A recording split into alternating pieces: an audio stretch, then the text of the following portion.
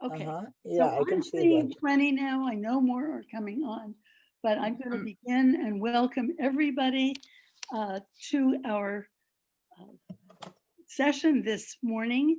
It is at least the fifth year that we are learning with Rachel as a Beth Shalom community. Not everybody who's on the Zoom may have been involved and present when Rachel was our scholar in residence that many years ago. And that was really a moment of awakening for many people who said afterwards, I haven't read poetry in 20 years. And Rachel not only made me want to read poetry, she made me want to try to write poetry. So she really inspired and awakened people. And for those who don't know, there are members of our congregation who have been students of Rachel throughout the pandemic. She began many months ago teaching 5 days a week and has continued just this extraordinary series. I think it could be multiple university courses teaching people across the globe, primarily in North America, but not exclusively in North America. And more recently, as she's transitioned to teaching twice a week, has brought in musicians who are eager for an audience during this time of the pandemic when they too are either quarantined or sheltering at home. And the last class that I went to still had 200 people following. So Rachel has an avid group of students who have been with her throughout the pandemic. And whether the people who are on our session today have visited once or infrequently or every time, I think you all know already that she is a master teacher, an extraordinary teacher. And we're delighted to have this session for our community today. Another challenge was choosing from her amazing catalog of possible topics where we should go today. And we started with this topic of beloved land. And in the way always of Rachel's teaching, she will offer us nuanced views of the longing for Zion, what Zionism and the land of Israel means. And again, those of us who have not traveled in many, many months may feel longing. I don't know, some may feel relief at not having to make decisions about travel, but the connection with Israel and our community runs deep. And this has been a wonderful way to explore it. So I am delighted to turn over to Rachel the session for this morning. We will be following her on her screen. Hopefully many people have downloaded the documents, the materials that were sent in advance, and we can begin together. Okay, so shalom everybody. A couple of things because I am not sure how many of you have attended the classes that I had for your shul, how many are attending other classes that I'm offering. So let me do a very quick introduction and a bit of information about things that you may not be aware of and may be interested in being aware of. First and above all, a little story about how I got to be so involved in teaching during the pandemic. This is a story that I like to share because it somehow brings us into the topic. And that is, you may remember that in those early days in March, long ago, when some of us, at least myself, thought that this is going to be like maybe 2 weeks or maybe a month, and then it will all be over. And the situation had been extremely difficult in Italy, you may remember, in the first wave. And when that happened, there were lots of clips on YouTube of the Italians singing on their porches. Now, you don't know that about me, so I'm willingly sharing it, that I cannot carry a tune if my life depended on it. I always sang aside from the tune. So for many years, being at my age, I learned to accept that about myself. I only sing when I'm alone in the car or whatever, because I love singing. So the Italians are singing, and I wake up one morning and my hand to the cell phone, and I open it, turn it on, and they are the Italians singing, and I'm totally upset. I was rather pissed off, but let's say upset. And so I get up and say to Yossi in עברית, אני לא יודעת לשיר כמו האיטלקים, אבל אני יודעת ללמד שירה. Which means I cannot sing like the Italians, but I can teach poetry. Now, in Hebrew, there is no difference between poem and song. So both are shir and shira. And while saying that, I'm walking straight to my study, go to my laptop, to my Facebook site, and I write exactly that. I cannot sing like the Italians, but I can teach poetry. This time I write in English. And I will teach poetry at this hour, West Coast, East Coast, Jerusalem, etc. And I added one single sentence. And that was, and I will teach even if there is only one student. So the class is happening. And email me for source sheets. On that first day, I had 40 people, and they asked when was the next one, and I said tomorrow. And this started literally a tsunami, and Elaine was absolutely right. So between March 15, which was the first event, to a Shavuot, Erev Shavuot, I was teaching 5 times a week, which practically killed me. I was working 16, 18 hours just to sort of focus on how do I need to change my teaching. And why am I telling you all this story? Because it's thanks to you that I had some practice teaching online Israeli poetry, because you started before.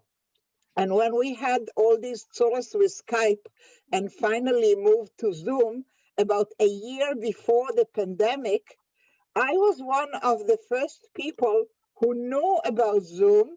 I had a pro account because of you guys, so that I could offer these sessions. And this made it possible for me to be where I am today. I had to stop the 5 times a week because it was killing me. And also, let's be honest, I started running out of sessions that I had already made, and I needed more time to research and plan some new ones. So this is where we are at today. The other thing that I wanted to say, and I did not ask Elaine's permission, but I think it's okay. I was not planning to teach on Thanksgiving. I imagined that you all will have other programs. And because I'm teaching Tuesdays and Thursdays, and Thanksgiving is a Thursday, as you know better than me. I am not a person who gets Thanksgiving. I'm an Israeli. I never lived in the States. The only time I lived outside of Israel was in Montreal, Canada. And Thanksgiving is not such a big thing in Montreal, Canada, as it is in America.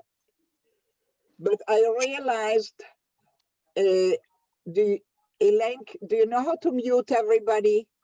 I just sent a chat asking everyone to mute No, themselves. don't ask, just mute them. Do you know how to do that? I'm going to do my best. Yes, okay.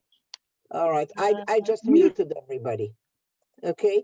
Because people are nice and they don't intend to interfere, but it happens, and then we have this.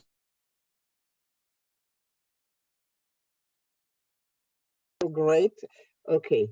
You have muted me too, which does not work very well for my lecture, but I am off now, I'm okay.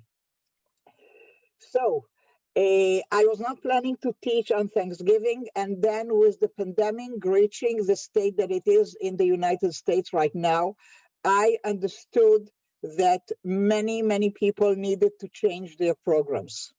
And many people do not have programs for Thanksgiving. So I ran a poll in my last class on Thursday, and I asked people if they wanted one.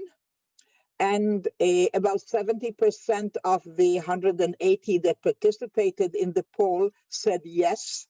And then I asked them 3 questions. I gave them 3 options for the theme because it was an unplanned class. And one was like poems of gratitude and thanks in Israeli poetry, very original, haha. And then the second was the best of Israel's love songs and poems.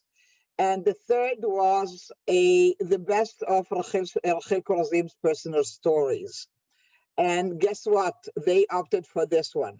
So I am running a class on Thanksgiving on a very particular story in my family of me uncovering and getting in touch with my biological father. I grew up like miles and miles and miles away from him. He was in Argentina. He died many years ago, and I lived in Israel. It's a story that involves finding a sister.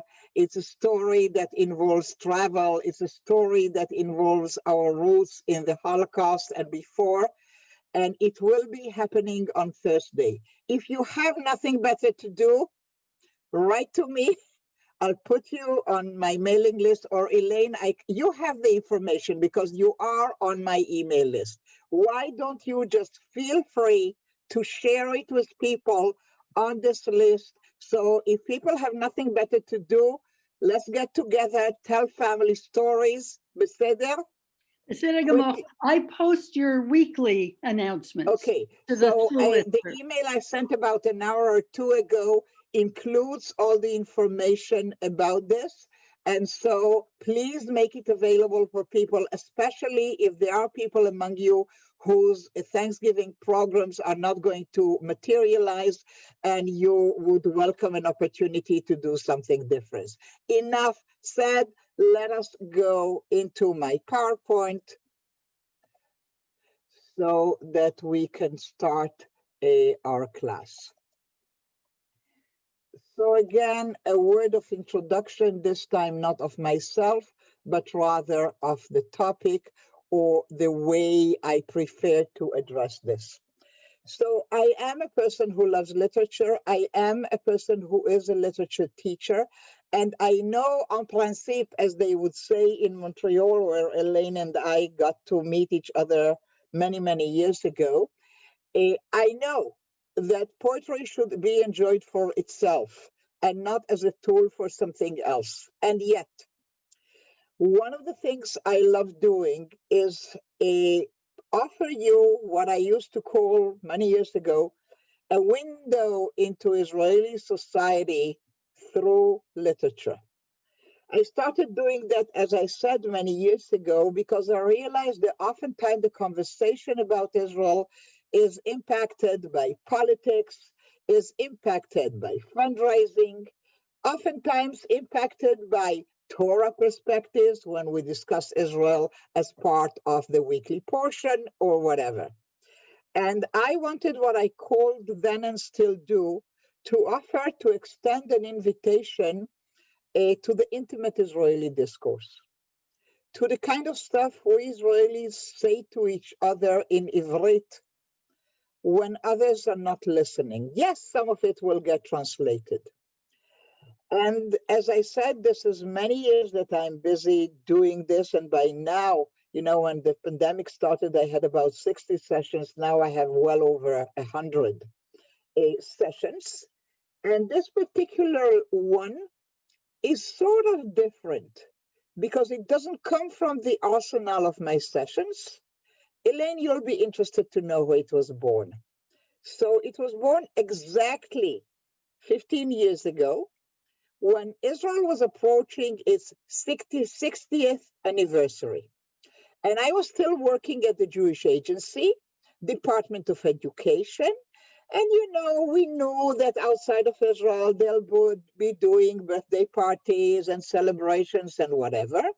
And we said, can we encourage people, educators? I always dealt with educators, which includes rabbis, but teachers, heads of schools, etc. Can you offer them a vehicle, a tool to go a step beyond? And we created an anthology that, by the way, I'm willing to share with you, Elaine, because it's available both in Ivrit and in English, that we called Shishim Shana V'Shir. You can listen to the Hebrew sh sound. So Shishim, 60, Shana, years, and a song, Shishim Shana V'Shir. In English, it could work also 60 years and a poem. And in it, there are a few gates or chapters. And one of them was Eretz Ahuva, beloved country. in which we collected a variety, a collection of poems that reflect poetry where the poet, the creator, is looking at a particular place in Israel. And sometimes the place is as big as the Galilee, and sometimes it is as small as just one park in Tel Aviv. And Kamuvan, sometimes it's Jerusalem, although we do have a special chapter about Yerushalayim, so therefore you will not see Yerushalayim poetry, but we can continue to that later. And this is what you have in front of you. So the poets above, you can see them, the pictures, and you will see that only two of them that were included in that anthology, Asher Reich and Shimon Adaf, are Yibadlu L'Chaim Arukim still with us. This reflected my way of thinking then, 15 years ago. Maybe as we go along and questions and ideas and insights will come up, I could start searching more contemporary voices about the same. But this is what we have. And one of the things I'd like to start by saying is making an assumption about you. And I know it's not nice to make assumptions about people, but I'd like to do that because it serves the purpose of my teaching. So let me start by saying the following. I'm going to assume that of all the images, how many do we have? 6, 9, right? 9 images of poets. I'm gonna go left to right. Ehud Menor, probably. Yitzhak Shalev, no. Didi Menossi, no. Esther Rab, I don't think so. Rachel Blumstein, yes. Nathan Alterman, for sure. Can we go beyond the silver platter? I'm not sure. Okay, Nathan Alterman is often tagged with that one poem out of the 7 thick volumes of his poetry that are available. Asher Reich, I don't think so. Shimon Adaf, I don't think so. Natan Yonatan, I don't think so either. Okay, so here is my initial message. I know who your community is. I met some of you when you came to Hartman or to Israel. I know how well educated and well read you are. And yet there is this ridge, there is this valley in between us, if you wish. And that is that of the Israeli poetry and literature, only a very thin layer gets translated. And of that, there even a thinner layer of people who will seek it and look for it. And poets and writers who did not manage to cross the ocean linguistically are less well known, less known or not known at all, or known very partially. So this is why you will not see Yehuda Amichai on your screen. Because I know you know him. Because I know how well translated he is. And how popular he is among Jewish and non-Jewish communities in the States. You will see me rarely referring to Amos Oz. Don't I like him? I love him. But I know that you will get to Amos Oz without me. But you will not find a Reich on your own. And I want you to, okay? So this is the greater message. Yes, I will go to places known. We will explore some trails where you will feel comfortable. And yet, on the other hand, it is my goal to invite you to trails and alleys and streets and whatever metaphor you want to use, less traveled. Okay, let me stop for a second here just to check whether there are any questions so far, comments. Somebody was offended by my assumptions because they know all the poets. whatever comes to mind. If you want to make a comment or ask a question, this would be a good time. Just unmute yourself, and Elaine, you can run it and let people use. You can also pass your hand in front of the camera or use the digital hand, whatever works for you. Anybody? So far, nothing. Okay, so we can start. That's great. I'm glad I didn't offend any of you. I was so afraid of that. No, honestly. Okay.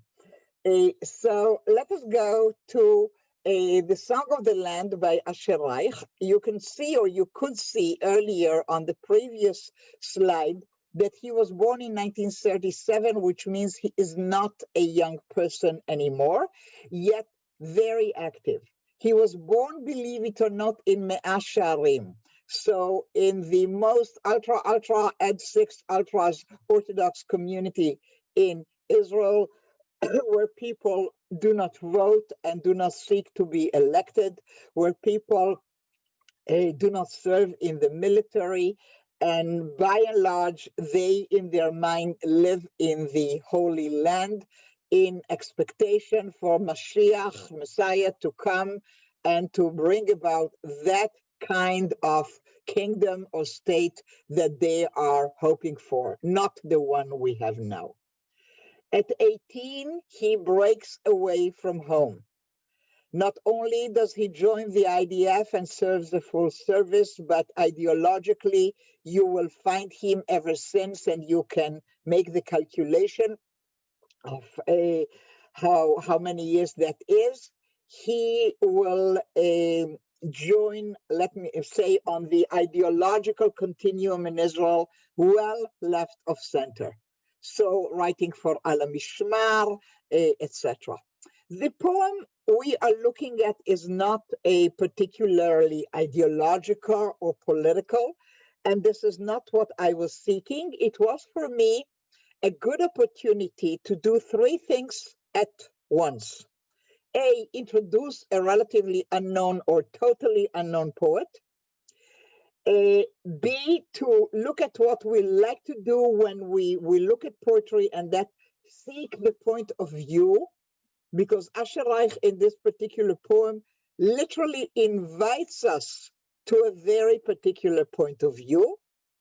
I also like to be, unpopular and off the beaten track. Like you were going to think that we are doing Beloved Country and straight we go to Jerusalem. No, we're going to Tel Aviv.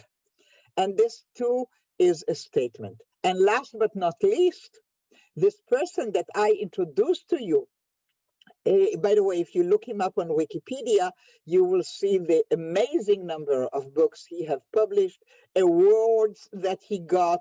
He is mainly active in translating poetry from German and other languages into Hebrew. An amazing, really, oeuvre, books that he had written on his own, translated, edited, and helped others.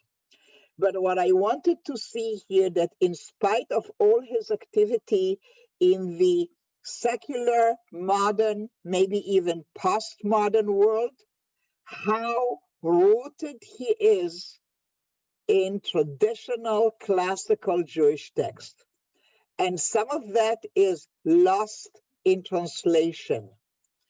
So I will be doing the Ivrit. If there is anybody among you who enjoys reading poetry aloud and would like to read the English, I would love for you to do that and for you to listen to a better accent, better flow of English than mine.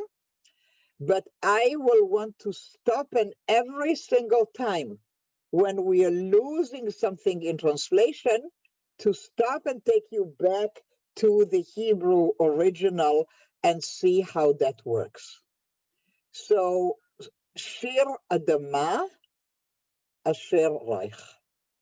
ממעוף הפנטהאוז אין רואים את חמדת האדמה שהורגנו עליה. זו האדמה שאני מברך עליה בקומה רמה, חי על רגביה ומתארך בשפעת צלליה. אדמה הומיה, שאני כחומה חיה מעליה. הולך ושוחך עליה וכורך חיי, נשימה נשימה עליה, זו האדמה שאני שופך דמי עליה, ומהלך בה את ימי בדממה, ונוסך עליה את יפעת זרעי אחריי, אדמה.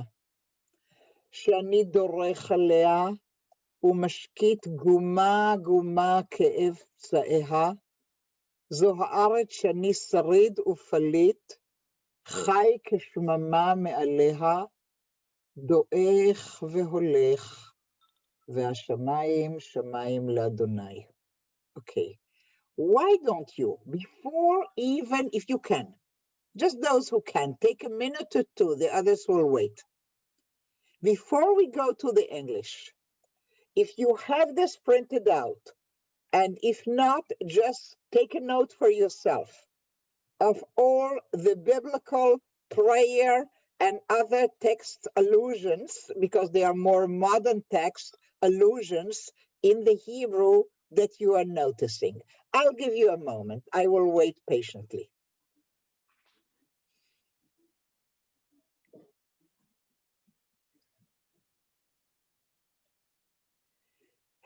Okay, keep it like that.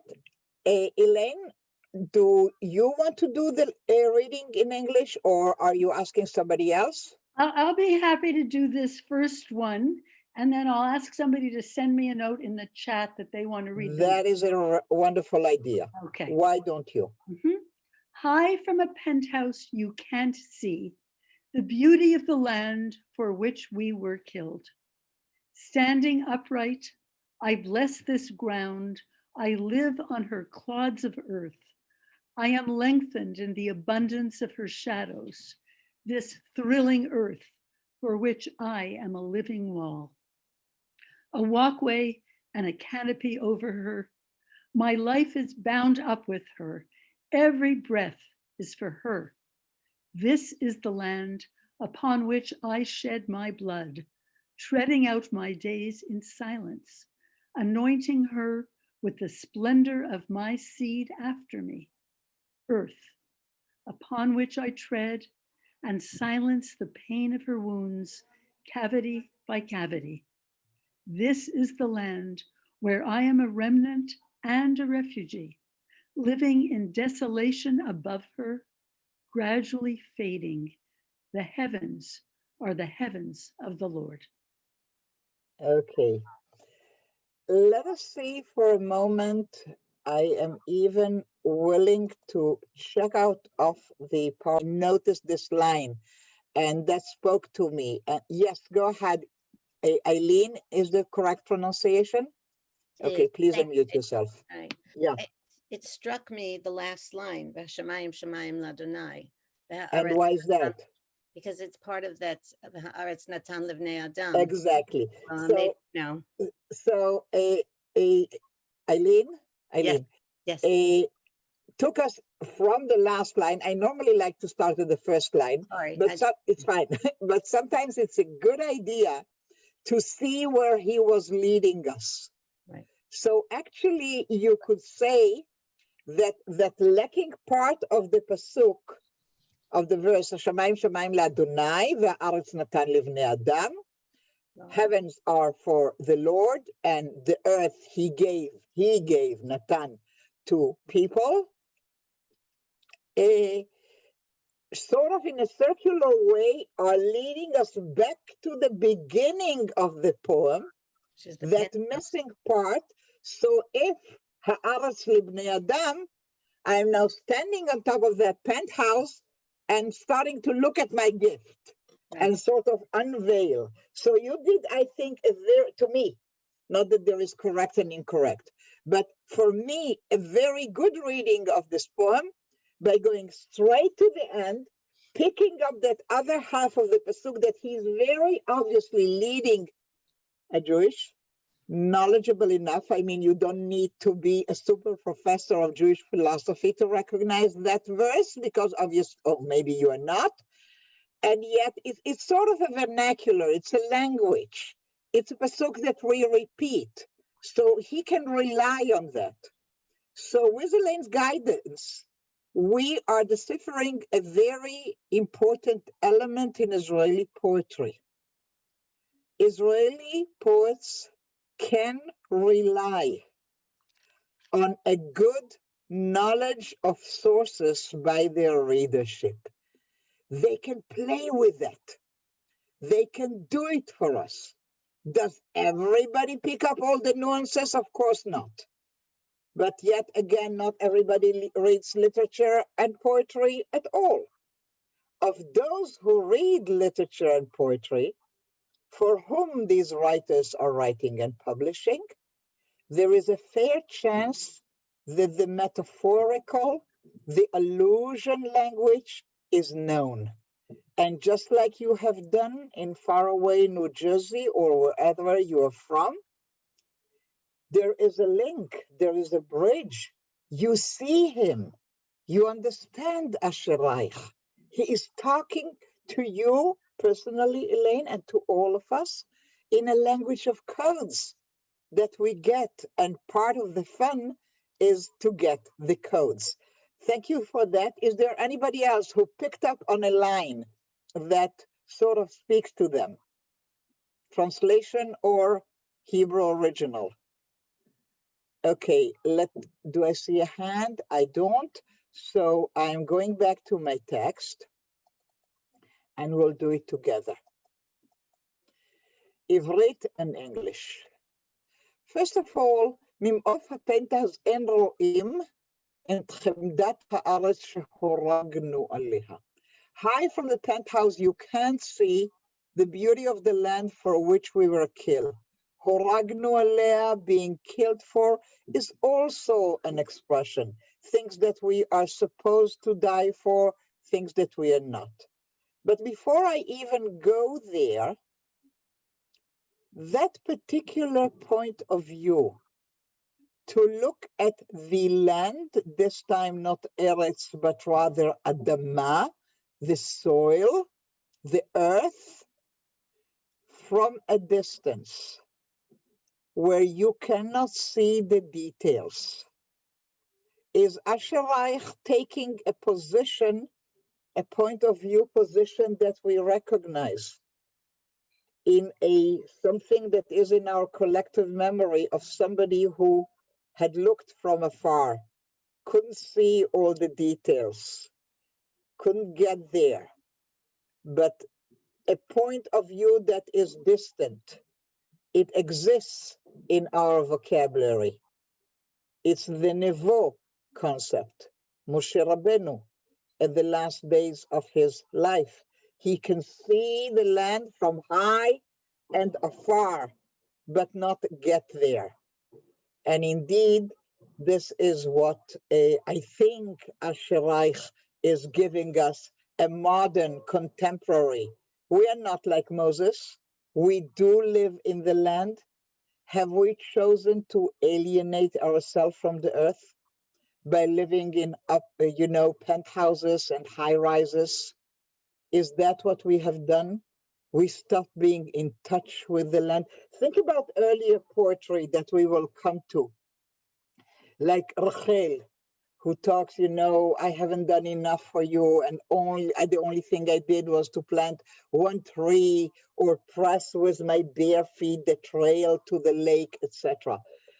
Earlier Zionist poetry speaks a lot to the physical, immediate connect to the land, and Asherayich was a much later one. And just in case, I gave you a picture of penthouses in Tel Aviv, and probably since the time this picture was made, there are 3 new ones already in that particular one. And he says, hello, are we losing touch? Do I need to remind myself?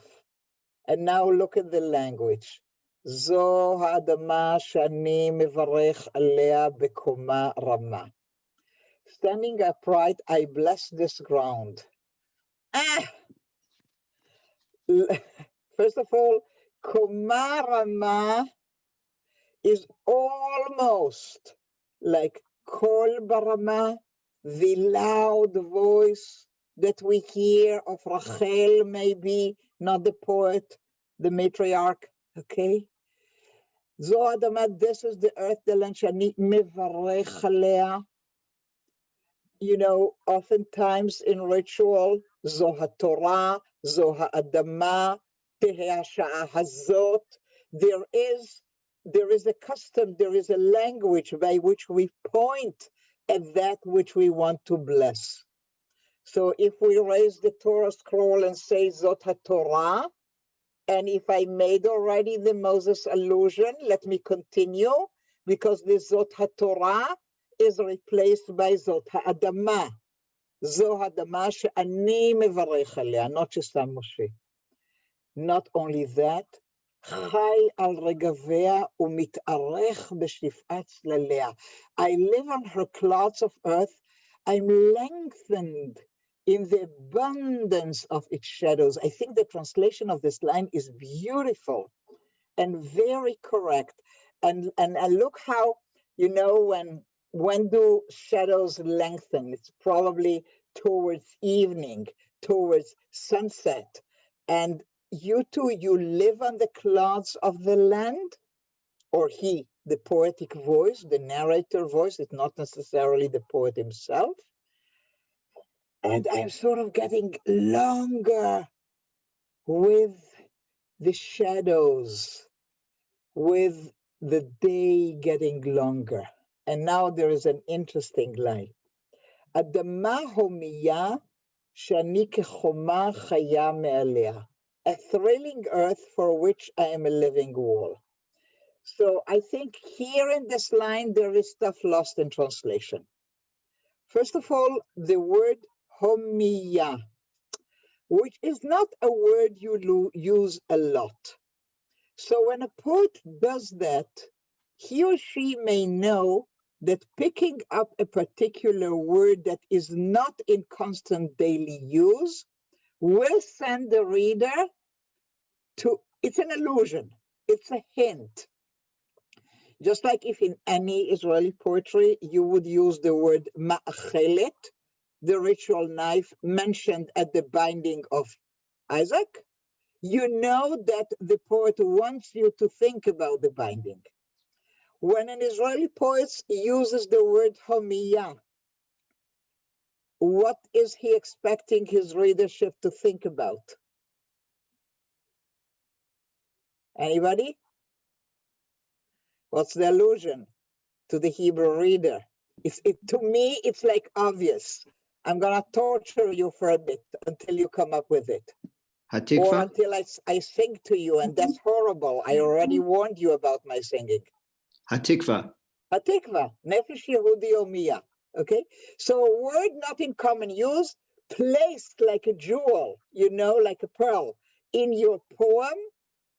Now, it's not the soul that is homiya. It's not the soul, but the soil. Ha'adama homiya. The land, the earth speaks to you. Just like the soul in Hatikva. And then, Ani kechoma chaya me'aleha.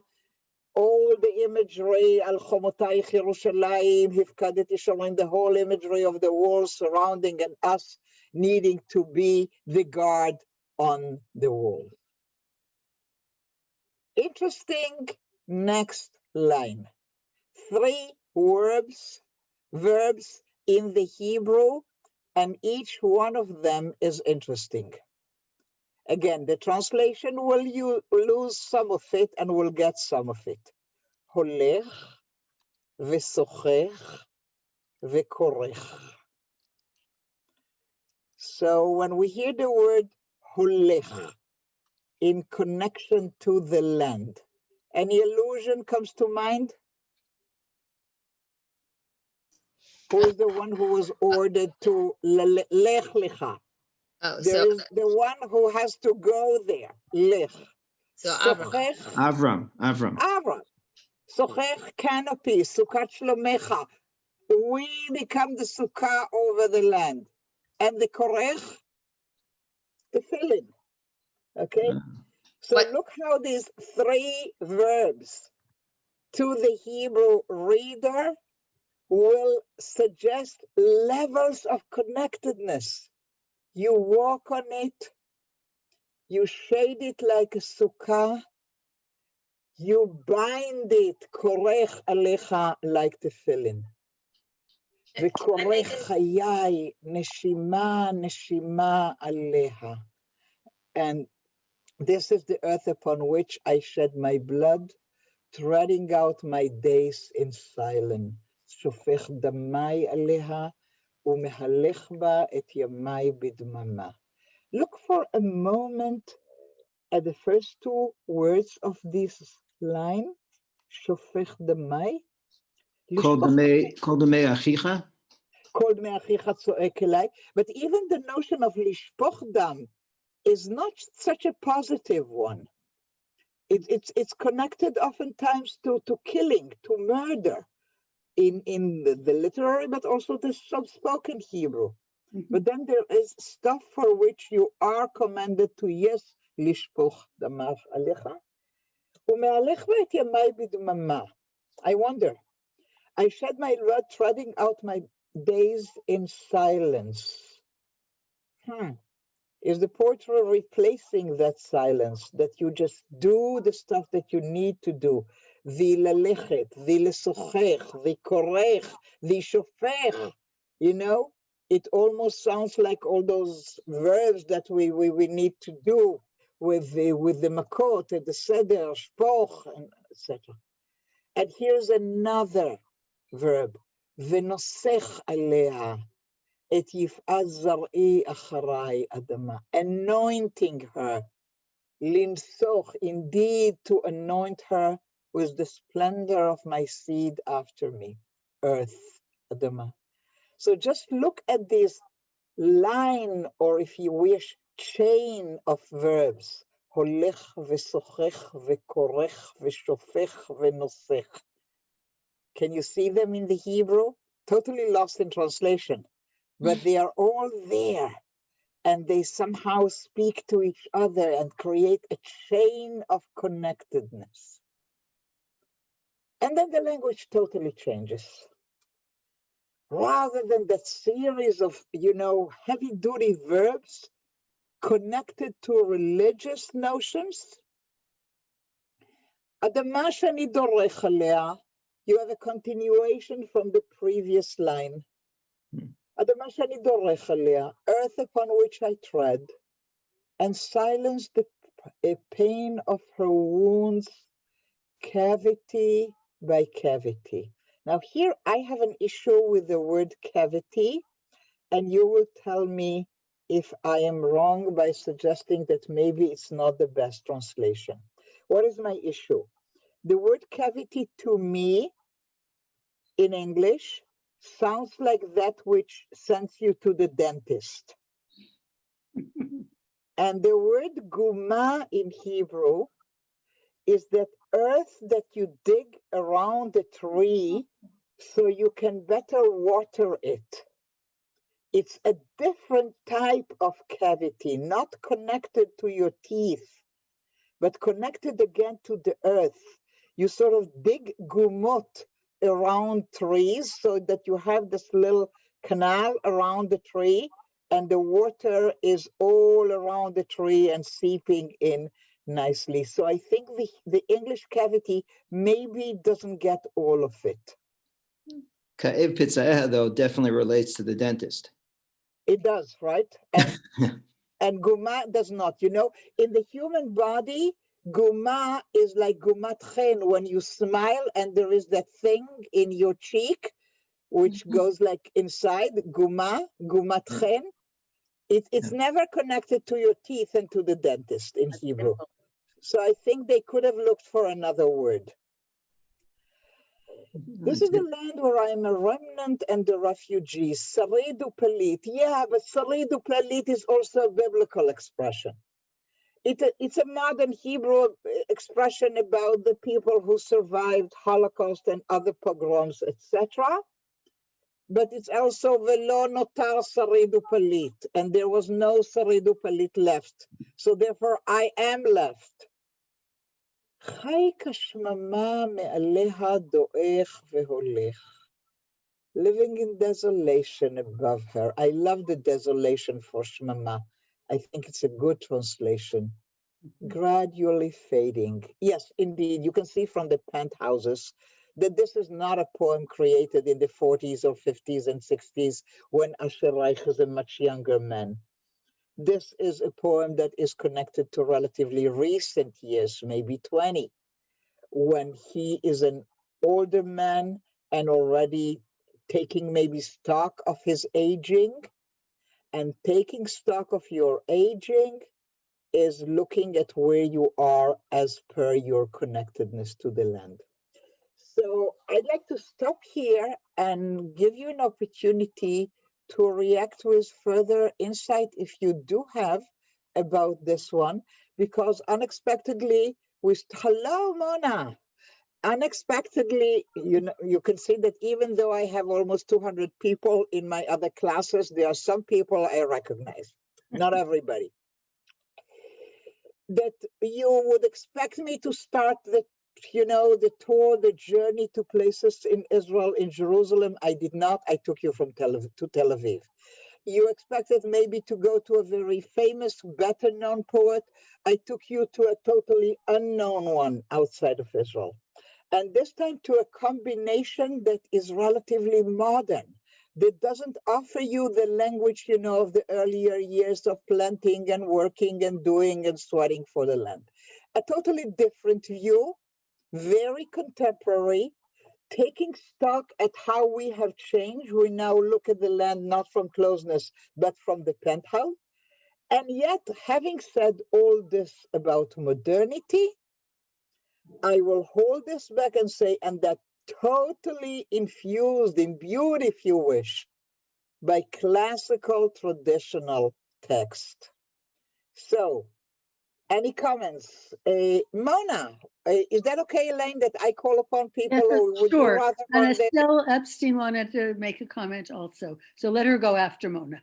Okay, go ahead, Mona. Oh, this is new to me, the poet and the poem. I was curious about, first of all, cavity in English can also mean a hole, not just in the teeth. We use, in the poetic sense, it's usually more like a hole, a space. Okay. So I thought of it as the Earth's holes that needed tending or whatever.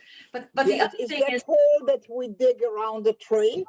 I didn't know that technical, but cavity can be like an indentation, a cave, a space. Okay, thank you. This is why I qualified it by starting discussing it, but say, I'm not sure this Right. is what it means to me. So Right. thank you for that. So that is an optional okay translation. Is this what you're saying? Right. But the other point I wanted to make is that I was intrigued by that. I don't have the words in front of me, but that my blood was given to the earth, and also my seed. And it raised questions for me when we first saw it about whether he had been wounded in war and or his children had been wounded or even killed in war. I shed my blood, anointing her, the earth, I presume, with the splendor of my seed after me. So I was curious about that possible connection. There is a possible connection because his only son died before him. So I'll say just that. His son died quite a few years ago and he is still with us. So there might be a connection there. But then if the poetic voice, Bona, sticks to the general Israeli I as not in ayin, but as me, ani, then I would say that this is true of so many people,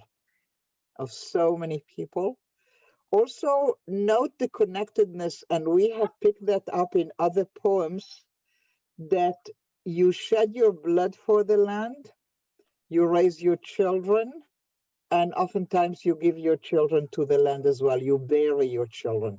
So this whole metaphor of blood, seed, earth is very complex and very connected in Israeli culture. Okay, it's not, the constant promise that by the time you will grow up, there will be no wars and only I had to go to war. That is sort of a thing that that we know it's been a lie that we share from one generation to another. So connecting the blood and the seed and the soil, they're always connected. And thank you for these comments and questions. And Elaine, who was the other person? Would you let them speak? Sure. Estelle? Yeah. So what jumped out at me was holech v'sochech aleha v'chorech chayai. Holech made me think of the pilgrimage festivals. And sochech is the schacha and the sukkah. Yeah. And chorech is break korech during the Pesach Seder. You went to So- Pesach. so- I went to Tfilin. No, I understand, but I'm saying this is what jumped to my mind. And so the connection to the land through the holidays. Okay. Uh-huh. But also then you can go to the Shofech, which is also in the Haggadah, Shfoch Hamatcha al Goyim. You have that verse. Right. Oh, So good. yeah, that could work. That could Mhm. work as a textual reference. Thank you. Oh, Thank you're you. welcome. Mhm. Anybody else? Elaine, do you see any raised hands? No, I don't. Let's give people a minute. Okay. Yeah. Shall we try to do at least one more for today? Let's go for one more. Great. Yalla. And Eileen will read the English. Okay, beseder. So first of all, I needed for you to have the slide with the graphics. This is what a ma'abara, a transit camp, would look like in the early days. We are talking about mid-50s, but sometimes into the 60s. And that was the ma'abara of Sderot. And this is what Sderot looks like today. So it brings a smile to your face. But the poet Shimon Adaf, who is now the editor of one of the major publishing houses in Israel, in Sifrei Poalim, teacher of literature, very successful writer in his own right. I came to know about him. He's the age of my kids. Now, my kids are not babies anymore. You know, the Ori just turned 50. And Shimon Adaf is slightly younger than him. But Ori, my son, brought Shimon Adaf to my attention. You know how oftentimes when time goes by and you are connected to your generation and your kind of poets, etc., you need your kids to show you the new things. So Shimon Adaf in my life is that kind of person, and I love his poetry, but I owe my knowledge of him to my son. Sderot by Shimon Adaf. This is not very recent. This must be a good 15 years old. So Sderot was not as great looking as today, but was not the Ma'abara anymore. I want to say a word about Ma'aberet Sderot, which goes back to the 60s when it was created, or very late 50s. I forget the exact day for each transit camp. The powers that be, and I understand those years, and I studied them, and I know how difficult it was in Israel in the early years. And I myself was a young person then. And we had very little. But sometimes there were things done, maybe not thinking, maybe just not paying attention to that which at the time looked like a luxury to pay attention to. And that's the issue of the name. When they created this Ma'abara, this transit camp, it did not get a name. It was called Ma'aberet Nirim Dorot. Nirim is a kibbutz, and Dorot is another kibbutz. And that transit camp was sort of planted in between the two. And it's as if in the mind of the fathers of the nation at the time, it was good enough for a transit camp to be named that which is between two kibbutzim. Do you understand how this notion will come under critique later on? Like, not enough that you dropped that in that God-forsaken place, you also, and we worked for those kibbutzim, but the kibbutzim was what you cherished, and you never thought of us as being part of pioneering, of being part of building Israel. Just that miserable place between. Nirim and Dorot. Later on, it gets the names Dorot, which is connected to a place mentioned in Tanakh in the Bible before. So Shimon Adaf would be one of the children born to the new immigrants there. Parents, North Africa. I now don't remember if they are from Morocco or Tunisia or Algeria, but they were immigrants there from all these North African places at the time. לקח לי 20 שנה לאהוב את החור באמצע שום מקום הזה. פקעות הכותנה הפיצו להבה לבנה, והרוח הייתה בעוכרי הברושים, עד שראיתי לראשונה בעין נכונה את הבתים חסרי התחכום תחת גג העננים, עד ששמעתי את ההמיה המופלאה של הרחוב, לחש אחרון שפלטו גלי האספלט, התערב ברחש טריקת הערב על הקרקע, כקולה של אישה נשכחת שבגד בה, וסיפר את האמת שהשתדלה להסתיר בפניה. עשרות שנים של שחיקה לימדו את הילדים ללטף את המים באבן, לשכשך בשלוליות סירות נייר בתקווה מגוחכת, עברן הקרקסי של הנערות פרח בהינף של חצאית, כשההמון ניסר אותו במבטו, רק מקומות חסרי אהבה זוכים לאהבה מוחלטת. We will go very slowly with this one. Let's do the English, please, Eileen. It took me 20 years to love this hole in the middle of nowhere. The cotton bolls spread a white flame, and a breeze disturbed the cypresses, until for the first time, clear-eyed, I saw the artless houses under their roof of clouds, until I heard the wondrous bustle of the street, the last whisper emitted by waves of asphalt, mingled with the sound of evening slamming onto the earth, like the sound of a forgotten and betrayed woman when he told the truth that she tried to hide from herself. 10 years of tens of years of erosion have taught the children to caress the water with stone, to float paper boats in the puddles in absurd hope. The circus-like passage of young girls bloomed in the flick of a skirt, while the crowd pierced with their eyes. Only loveless places merit total love.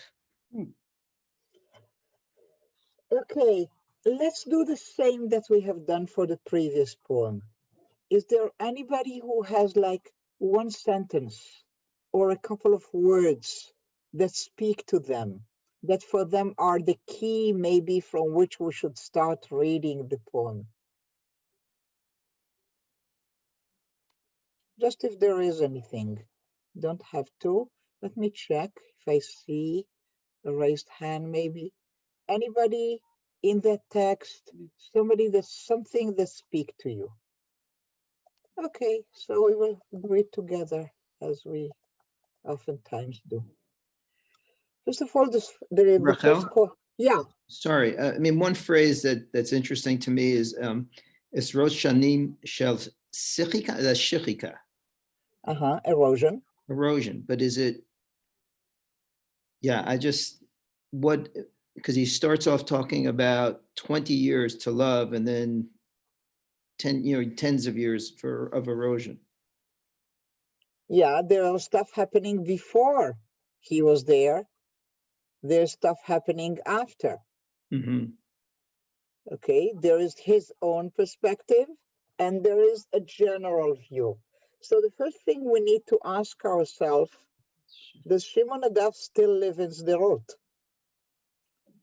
Did the fact that he learned to love this loveless place was strong enough to keep him there? And the answer is no. Shimon Adaf lives in Tel Aviv.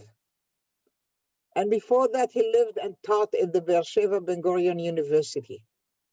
And Kobi Oz, another famous musician and creator from Sderot, does not live in Sderot anymore.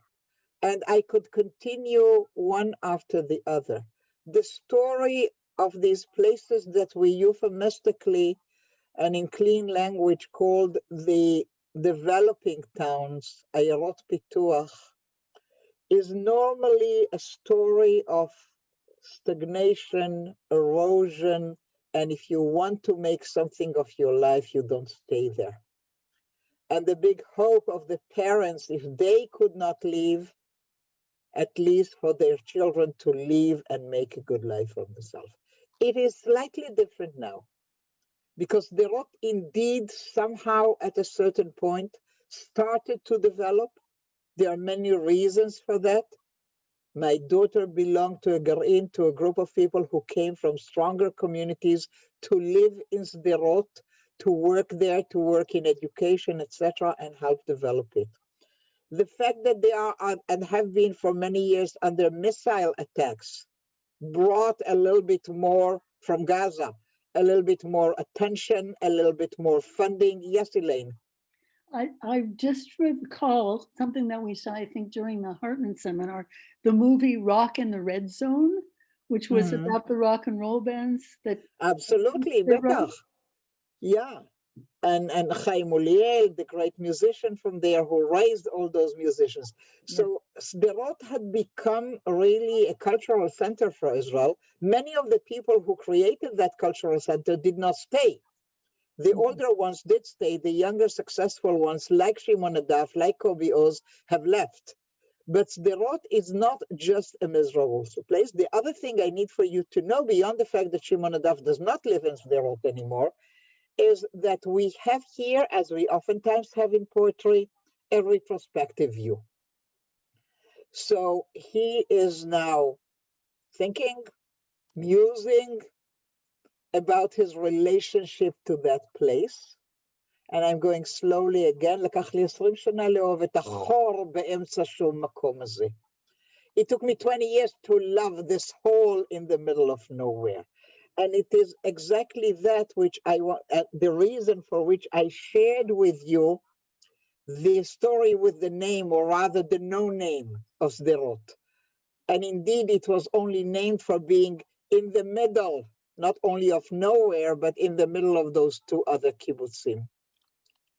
Look at the next image, because I think that maybe for Americans, it sends you to a little bit to those slavery images. Cotton does that for you. The cotton balls spread a white flame, and a breeze disturbed the cypresses until for the first time clear-eyed I saw. The cotton is also an indication, because the state of Israel did not prepare fields of cotton for the new immigrants who were sent to those towns to work in. These cotton fields belong to the kibbutzim. And what happens is that the new immigrants from North Africa get to work, let me say, for very low salaries for the very socialist, collectivist kibbutzim in picking the cotton. So the cotton again is a symbol, is a code in the story of the developing towns. Yes, it's beautiful. You know, you look at those lehava levana, a white flame. But this is where my parents had to work for the lack of no other work. And the breeze disturbed the cypresses. The Ma'abara, the transit camp, did not have cypresses either. The kibbutz had them. Until for the first time, clear-eyed, I saw. And now we are looking at Sderot. The artless houses under their roof of clouds, until I heard the wondrous bustle of the street, the last whisper emitted by waves of asphalt mingled with the sound of evening slamming into the earth. Evening do not make a sound when they slam into the earth. Evenings do not slam. They do other stuff. This is something from his imagination. Is the evening falling too fast, slamming into the asphalt? Is there no lighting maybe on the street? And this is why he sort of feels the sound of darkness suddenly falling on them. onto the asphalt, like a sound of a forgotten and betrayed woman when he told the truth and she tried to hide from her.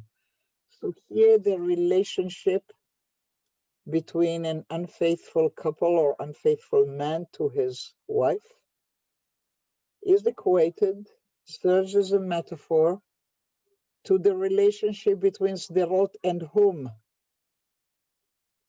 Old-timer Israel, Kibbutz Israel, Tel Aviv Israel, even Jerusalem Israel.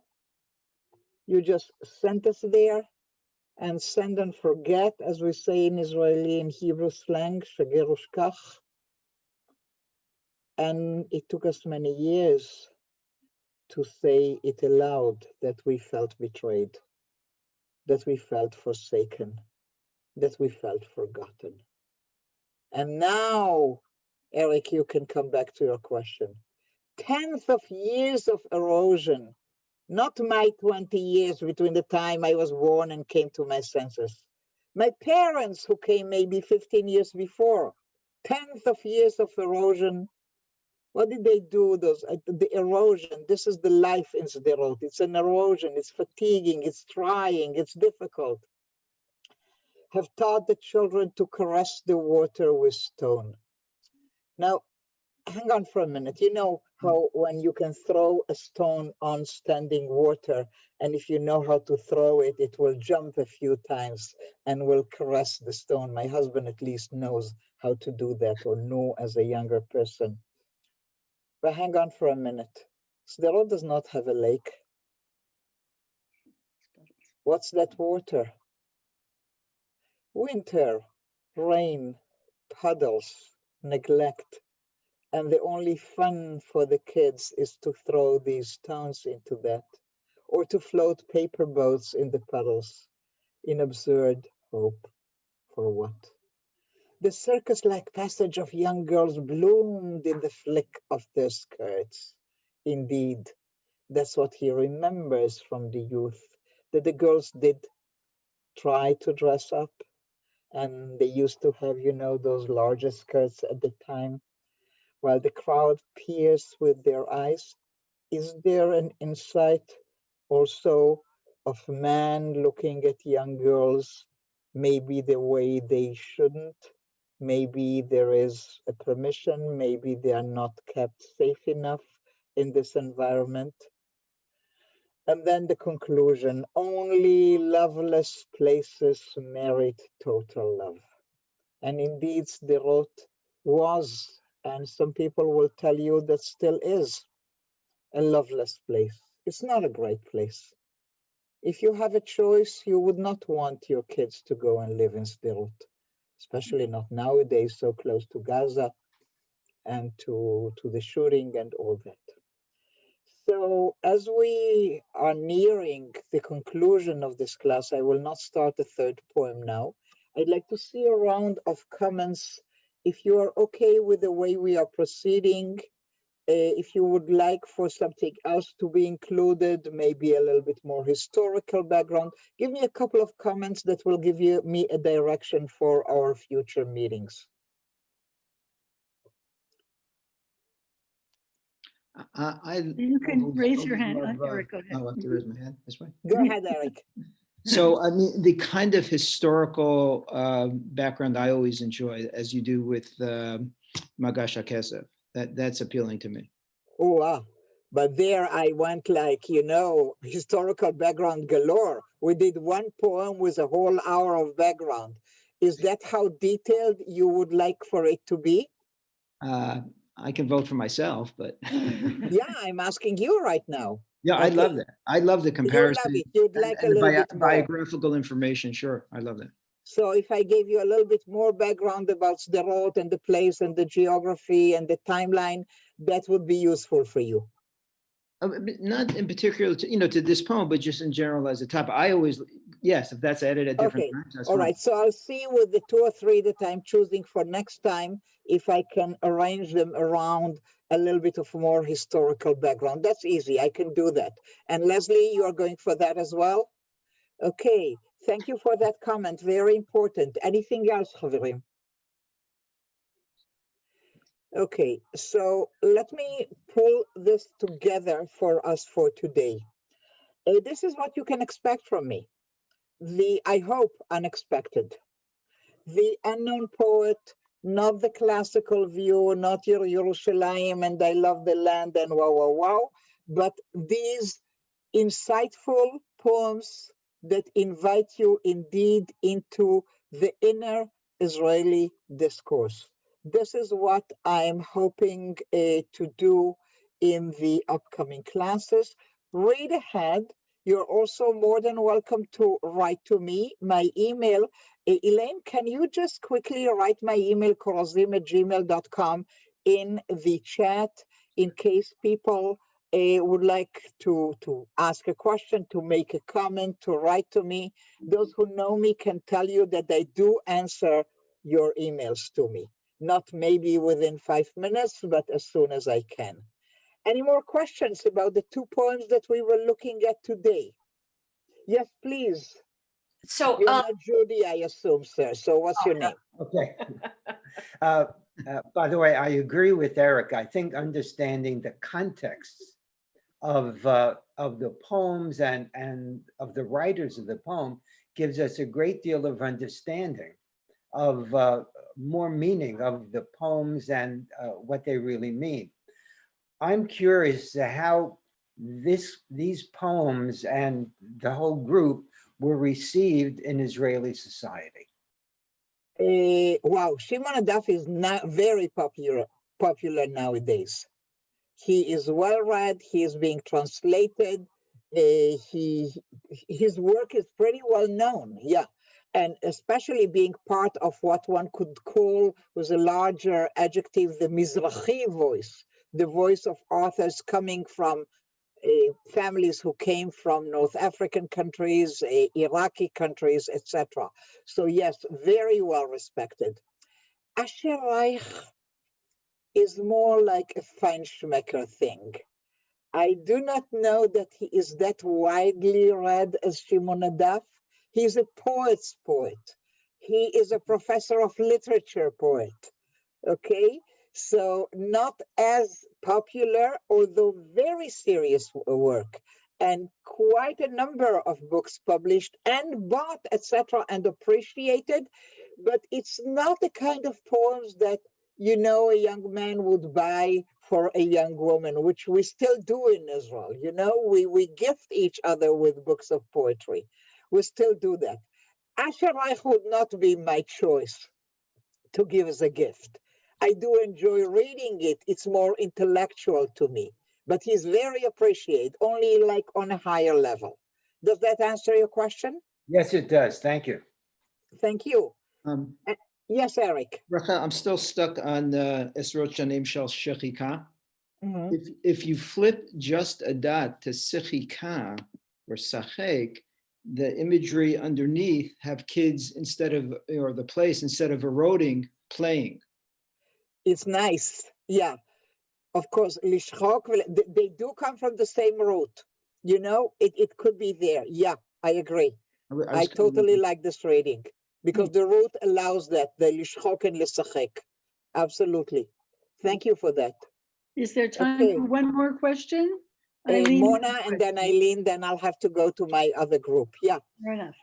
I just want to say I'm still mulling over that first poem. Did you send us the poems, by the way? Do we have them as an attachment? Of course I did, I didn't get a Mona, chance. come on. So You know me. I know my teacher. So the first poem with regard the relationship with the earth is really something I'm mulling over and disturbed by and intrigued by, about nurturing the earth with blood and maybe sweat and maybe tears. And there's something about what the earth demands of its inhabitants that is very intense and troubling and intriguing. So I just want to throw that out there. I think I have to read this poem over a bunch more, but I'm intrigued by that. You know that when I teach that series about connections to the land, one of the subcategories that I use is something that I call sacrifice. And there's a whole variety of Israeli poetry that talks about connectedness to the land through the lens of the needed sacrifice. And do you happen to remember my Chernichovsky class that I concluded with the poem Ra'i Adama ki hayinu bazbezanim ad me'od, see, O earth, how wasteful we have been, and in your heart we have planted the best of our seed, our sons, etc. A recurrent motif, and for a good reason, unfortunately, in Israel. Yeah, that conversation with the land that embraces your children earlier than they have to.